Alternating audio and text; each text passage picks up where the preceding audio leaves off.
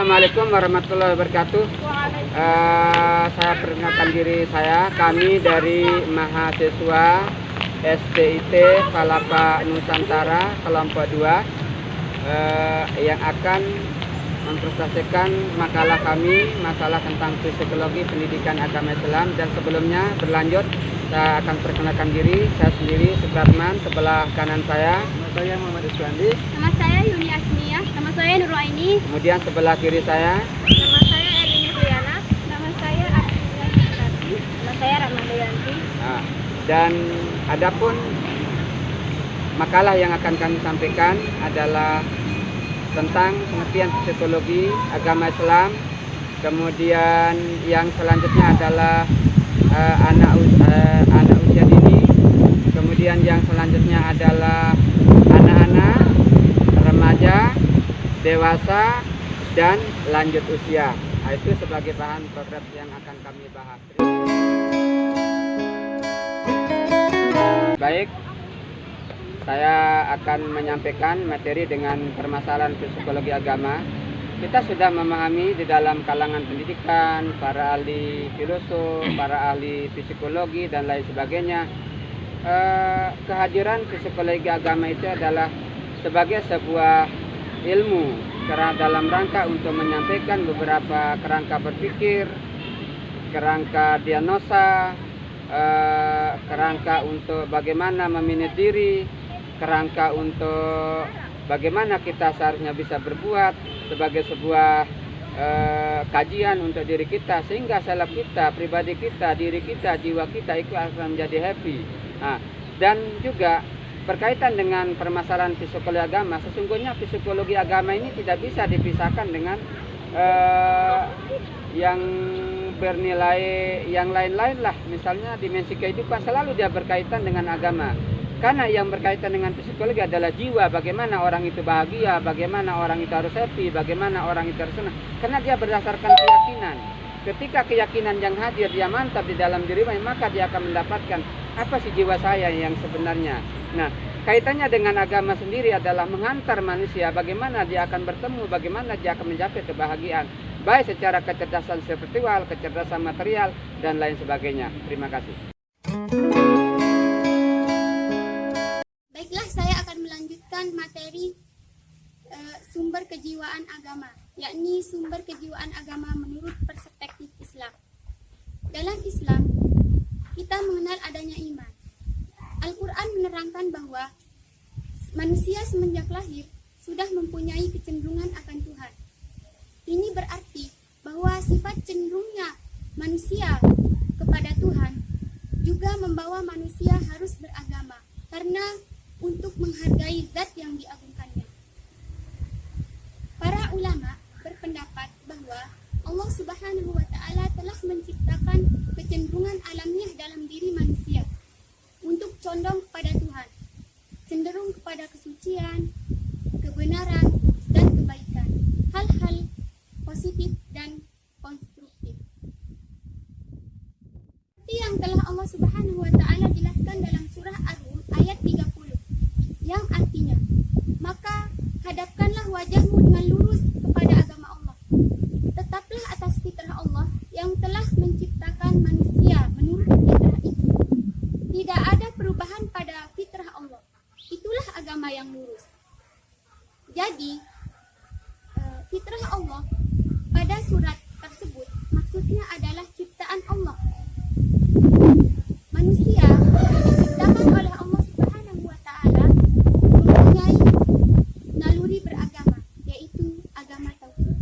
Sekian yang dapat saya sampaikan mengenai sumber.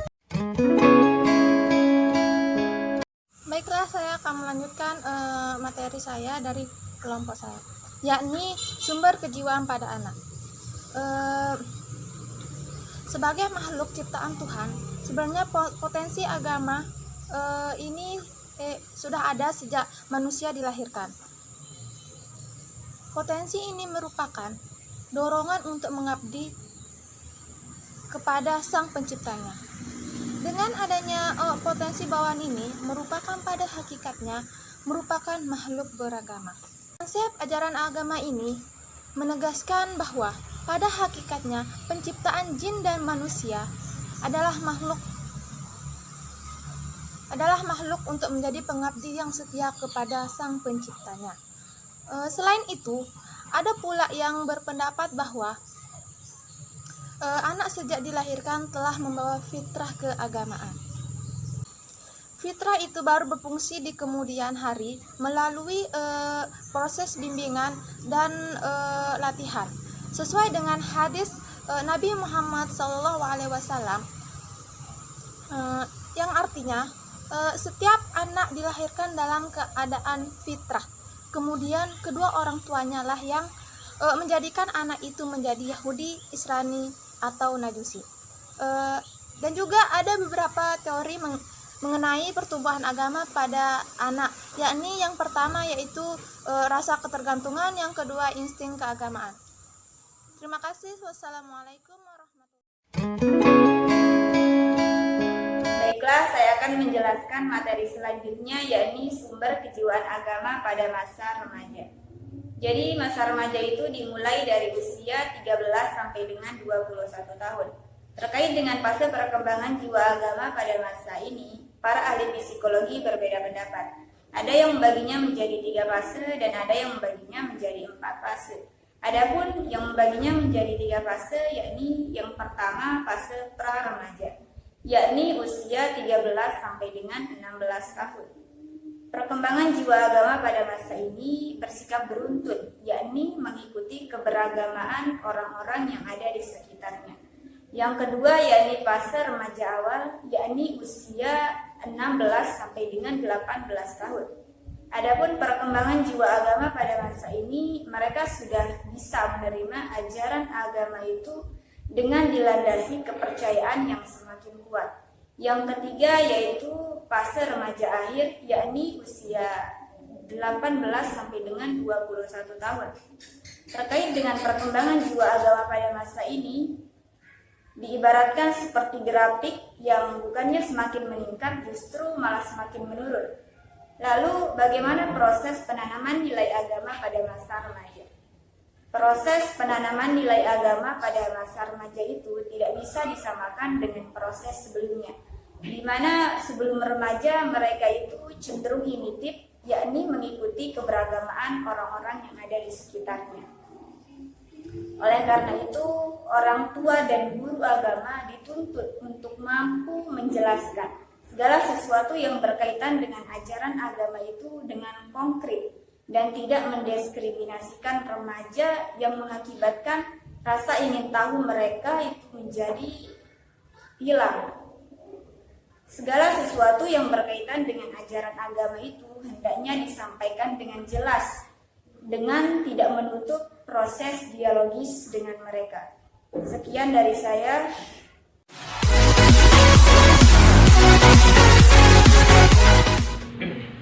Bismillahirrahmanirrahim. Assalamualaikum warahmatullahi ta'ala wabarakatuh.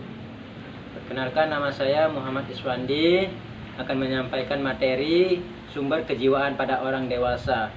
Masa dewasa merupakan suatu masa penyesuaian diri terhadap pola-pola pemikiran baru, pola-pola kehidupan baru, dan harapan-harapan sosial baru juga. Seseorang yang telah dewasa dituntut untuk memainkan peran baru dalam kehidupannya, entah itu sebagai istri, entah itu sebagai suami, entah itu sebagai pemimpin dan lain sebagainya. Serta dituntut untuk mengembangkan sikap-sikap barunya karena mempunyai tanggung jawab yang baru. Dan adapun ciri-ciri masa dewasa. Yang pertama, masa reproduktif. Apa sih masa reproduktif itu? Reproduktif itu yaitu masa yang dimana seseorang yang telah dewasa itu masih aktif, masih kuat bekerja dalam bidang apapun lah, dengan secara normal. Dan yang kedua yaitu masa memantapkan peran atau kedudukan tertentu. seseorang yang dewasa harus memiliki peran-peran yang tertentu yang akan dapat mengembangkan pola pemikirannya semakin dewasa.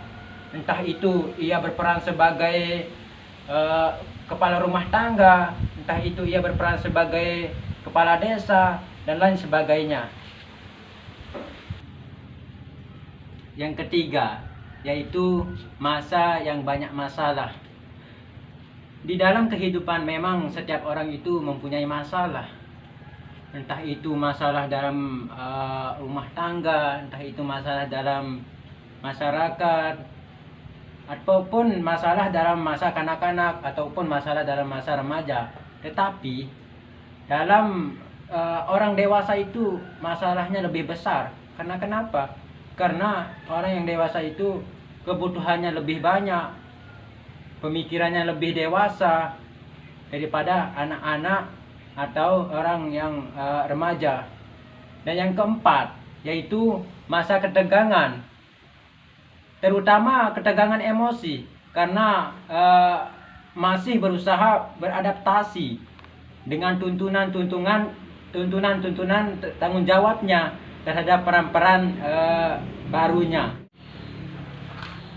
Itulah sekilas dari materi saya tentang sumber kejiwaan orang dewasa dan ciri-ciri masa dewasa, dan akan dilanjutkan oleh teman saya. Sekian dari saya. Akhirul kalam. Assalamualaikum warahmatullahi wabarakatuh. Sumber kejiwaan usia lanjut. Adapun ciri perkembangan jiwa dan kondisi fisik pada masa lanjut usia. Lanjut usia adalah periode penutup rentang hidup seseorang. Masa ini adalah di mana masa seseorang telah beranjak jauh dari masa-masa sebelumnya. Pada usia ini, seseorang biasanya akan suka mengingat-ingat masa lalunya dan biasanya dibarengi dengan penuh rasa penyesalan. Dan adapun ciri-ciri kejiwaan yang biasa terjadi pada lanjut usia, antara lain yaitu berkurangnya rasa humor dan cenderung lemah dalam berpikir sesuatu yang baru saja ia pelajari maupun yang sudah lama. Adapun ciri-ciri fisik pada lanjut usia antara lain contohnya dari segi penampilan. Banyak kita lihat kalau sudah tua, pasti dari segi penampilannya berbeda. Contohnya seperti pipi berkerut, rambut mulai menipis dan beruban, adapun bahu membungkuk, dan lain sebagainya. Penglihatan pun sudah mulai buram dan pendengaran pun tidak seperti biasanya lagi. Ya, mungkin itulah ciri-ciri dari sumber kejiwaan pada usia lanjut. Usia lanjut dan pertanyaan tentang kematian. Selama masa kanak-kanak, remaja, dewasa, awal hingga dewasa akhir, manusia lebih cenderung mempertanyakan bagaimana kehidupan setelah kematian daripada mempertanyakan sebab-sebab kematian. Adapun pertanyaan-pertanyaan yang sering muncul dari para lanjut usia adalah kapankah kematian akan datang? Walaupun para lanjut usia mengetahui bahwa tiada seorang pun yang mengetahui kapan akan terjadinya kematian. Namun, keinginan untuk melakukan perbuatan yang positif sebelum datangnya ajal, para lanjut usia sering mempertanyakan tentang kematian. Yang kedua, apa sajakah yang menyebabkan kematian? Dalam data statistik, ada 4 yang umum yang sering terjadi pada lanjut usia adalah yang pertama, serangan jantung, kanker, serangan otak, dan kecelakaan. Yang selanjutnya, yang sering ditanyakan oleh para lanjut usia adalah dapatkah saya meninggal dengan keinginan saya sendiri? Nah, yang keempat, bolehkah muncul dari pikiran para lanjut usia, bolehkah saya bunuh diri? Dengan berkurangnya fisik, mental, para lanjut usia sering berpikir untuk melakukan bunuh diri. Yang selanjutnya adalah bisakah saya meninggal dengan keadaan baik, husnul khatimah? Dari pemikiran tersebut, para lanjut usia sering cenderung untuk meningkatkan kualitas ibadah mereka kepada Allah Subhanahu wa taala. Demikian dari kelompok kami, dan kami akhiri dengan ucapan wassalamualaikum warahmatullahi wabarakatuh.